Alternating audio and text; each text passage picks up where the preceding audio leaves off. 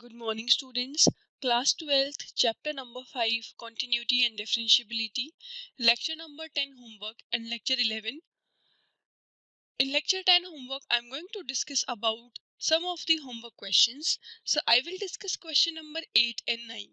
Let us start with exercise 5.7, question number 8.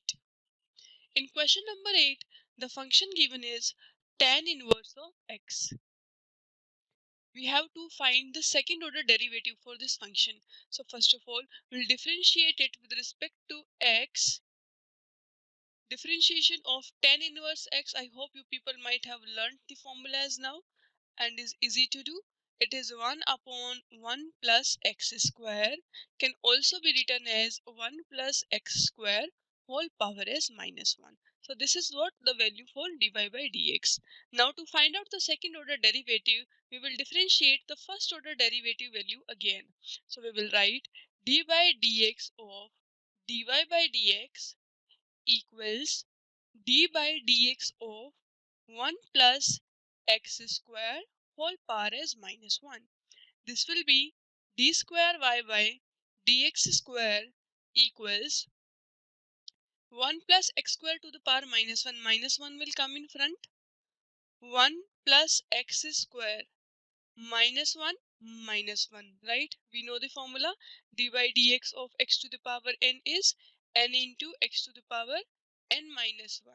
Correct? Now we have just done for power function. We'll do for 1 plus x square also. So just to see what do we get is, we get minus 1 upon, this is minus 2 power, will come in the denominator as plus 2 power, 1 plus x square whole square, and differentiation of 1 here will be 0, x square will be 2x. So here we can write 2x. So this is the answer for question number 8 of exercise 5.7. Let us discuss one more question, which is question number 9. Ninth question is, y is given as equal to log of log x. Now we will first differentiate it with respect to x. We get d by dx of y equals d by dx of log x. You know, differentiation of logarithmic function is 1 upon the particular value whose log we are calculating. So here it will be 1 upon log x. Now we have done for this log. We are left with this. So differentiation of this log x will be 1 upon x. So the answer is 1 upon x log x. That can also be written as x log x whole power as minus 1. Why I'm writing this always to take the power in negative? Because it is, helping me to just differentiate directly without using the quotient rule. So that is less time consuming and less chances of mistakes are there. Now we'll differentiate this equation 1 again, which is dy by dx value with respect to x. We get dy by dx of dy by dx, that will be equal to dy by dx of x log x whole power as minus 1. So when we differentiate it, see, minus 1 will come in front. X log x power will become minus 2 because minus 1 minus 1. Then we will do differentiation of x log x because till now we have done only for power function. So second order derivative of y with respect to x becomes minus 1 upon x log x to the power 2. Now differentiation of x log x, there are two functions, product rule will be applied. So x as it is, differentiation of log x is 1 upon x, plus log x as it is, differentiation of x is 1. So we are left with, see here it will be 1. We are left with minus 1 plus log x divided by x log x whole square. So this would be the answer for question number 9. I hope this is clear to you and you might have done also. So now we will try to do some different questions which are based on the equations, like you have to prove something in that. So let us start. So I will be starting with question number 11, where they have given y is equal to 5 of cos x minus 3 sin x, right?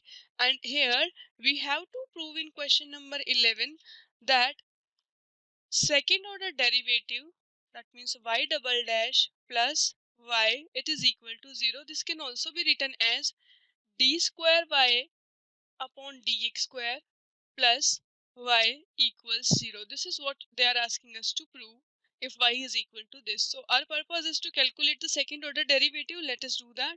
So for that, first order derivative is to be calculated. So first order derivative, differentiation of y with respect to x will be 5 as it is. Differentiation of cos x will be minus of sin x minus 3 as it is. Differentiation of sin x is cos x. Now we'll again differentiate it. So d by dx of dy by dx, what do we get is, we get it as minus 5 as it is. Sin x differentiation will be cos of x minus 3 as it is. Differentiation of cos x, it is minus of sin x. So what do we get? Just see here, minus 5 cos x plus 3 sin x. As you see, minus and minus would become plus here. We can take minus common. We will get minus 5 cos x minus 3 sin x. Clear? And here what do we have? D square y upon dx square. Just see carefully. This value is nothing but a y only. Right? So instead of this complete, we can write minus of y. And this is second order derivative. So just to see, this implies second order derivative value plus y. If I shift that y or transpose the y to another side, I get this as equal to 0. So this is what we had to prove, and it is proved. This is how you're going to solve. Clear? Also, some students do what, they find out second order derivative value, put in the equation, and then they add y into it and check whether it is coming out to be 0 or not. Right? Let us move to another question now. So this was question number 11. Now I'll discuss question number 12. In question number 12, y is equal to cos inverse of x, and they are asking us to find the second order derivative in terms of y only. Clear? That means we have to find the second order derivative but in terms of y only. To do that, let us first differentiate it with respect to x. So see, y will be equal to d by dx of y will be differentiation of cos inverse x, you know very well, minus 1 upon under root 1 minus x square. Clear? Now we have to differentiate it again. This can also be written as minus 1 into 1 minus x square to the power minus 1 by 2. Clear? I am bringing this upside to avoid the use of quotient rule. Now differentiating it again with respect to x, d square y upon dx square will be equal to, see, minus 1 is already there, minus half will come into front, and the power will be written as 1 minus x square minus half minus 1, applying the formula of d by dx to the of x to the power n into, now we will do differentiation of 1 minus x square. Clear? Minus and minus getting cancelled, we have 1 upon 2. This will become minus of 3 by 2, and in the denominator it will be written as 3 by 2 power into differentiation of 1 minus x square. 1 differentiation will be 0. Minus of x square will be minus of 2x. So see, 2, this 2 and 2 will get cancelled up. So we are left with minus x upon 1 minus x square whole power is 3 by 2. Now we got the answer in terms of x, but they're asking we have to represent second order derivative in terms of y only. So using the given equation, which is y equal to cos inverse x, just to see here, y equals cos inverse x. If we take cos both the side, we get cos of y equals x. That means x value can be placed as cos of y. If we do that, we get minus cos of y divided by 1 minus cos square y, right? Whole power is 3 by 2. So we have minus cos y 1 minus cos square y is sin square y. Sin square y whole power is 3 by 2. So 2 and 2 will get cancelled up. We are left with minus cos y divided by sin cube y. Yes, now I will write this on a separate page to show you what your second order derivative comes up. So we are getting minus cos y divided by sin cube y minus cos y upon sin y into 1 upon sin square y. We can break sin cube as this, and this will become minus of cot y into 1 upon sin square y is cosecant square y. So this is the answer. We have expressed our second order derivative in terms of y. Let us go to another question, which is question number 13. In question number 13, we have been provided with y, which is equal to 3 cos of log x plus 4 cos of 3 sin of. I'll just write it again. It is 3 sin 3 cos of log x plus 4 sin of log x. This is the question. Right. What are they asking us to prove in this is, they're asking to prove that x square into the second order derivative plus x into the first order derivative plus y, it is equal to 0. This is to be proved. Okay, now you see we need first order derivative, we need second order derivative, and we have to prove that this equation is equal to 0. Correct. So just to see carefully here, with the second order derivative x square, first order derivative x is coming up, that means there has been a shifting of some terms. Let us first do the first order derivative. When we differentiate y with respect to x, we get dy by dx equal to 3 as it is, cos of log x is minus sine of log x, and of log x the differentiation will be 1 by x. Now plus 4 as it is, sine of log x is cos of log x, and of log x the differentiation is 1 upon x. Now we'll multiply both the side of the equation with x. We'll get x dy by dx is equal to minus 3 sine log x. Why I have done this? Not to use the quotient rule, which is time consuming. Otherwise in both the terms, after taking the LCM, I have to use quotient rule. That is time consuming and more calculations are required. So shifting x to that side by taking the LCM, or we may say that multiplying both the side of the equation with x, we get it as 4 cos of log x. Clear? Now this is the first differentiation we got. Now we will be doing differentiation of this equation again, this one which we have got. So when we do that, what do we get is, just to see, equation that we are getting is x dy by dx equal to minus 3 sine of log x plus 4 cos of log x. This is what we have. Now we'll differentiate it again. See, x as it is, differentiation of first order derivative, if we do again, you know we get second order derivative plus, now first order derivative dy by dx as it is, differentiation of x is 1 equal to minus 3 as it is, sine of log x is cos of log x, right, and of log x the differentiation is 1 by x plus, now it is see 4 as it is, cos of log x will become minus sine of log x,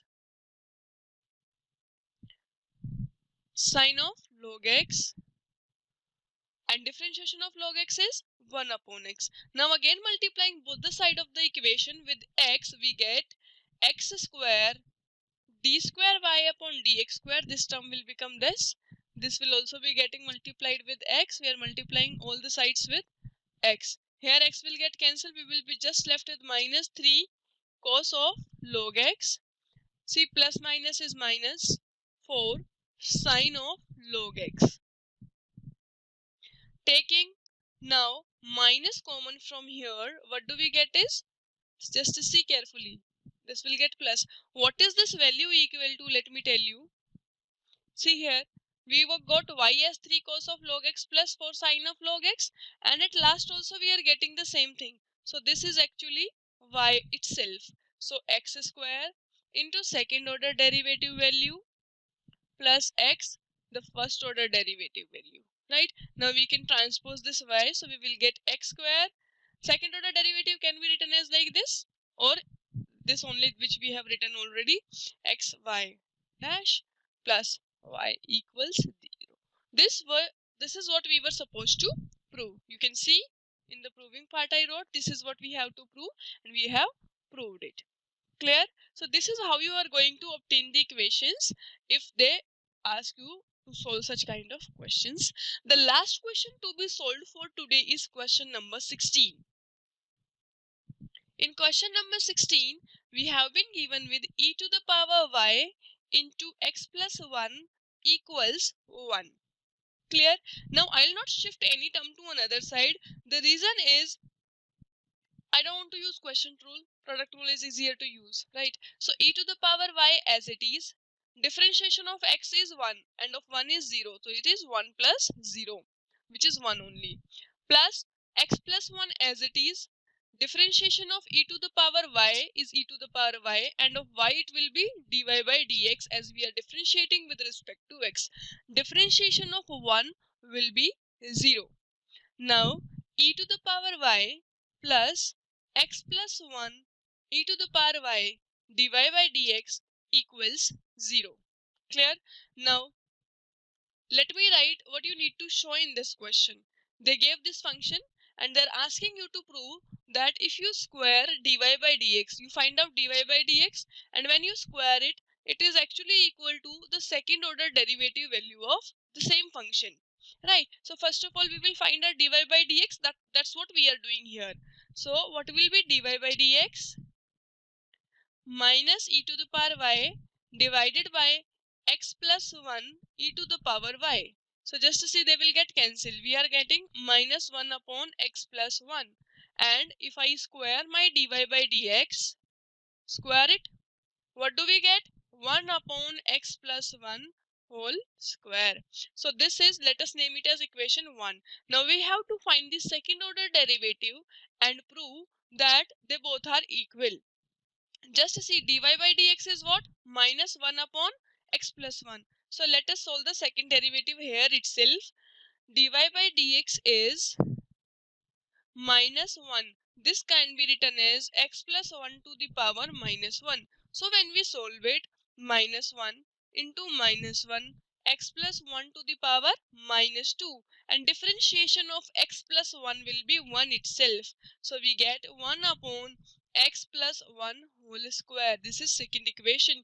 You see equation 1, which is dy by dx whole square, and equation 2, which is actually the second order derivative. We are differentiating dy by dx again here. So we are getting the same values. Hence, we have proved the thing that they were asking us to prove.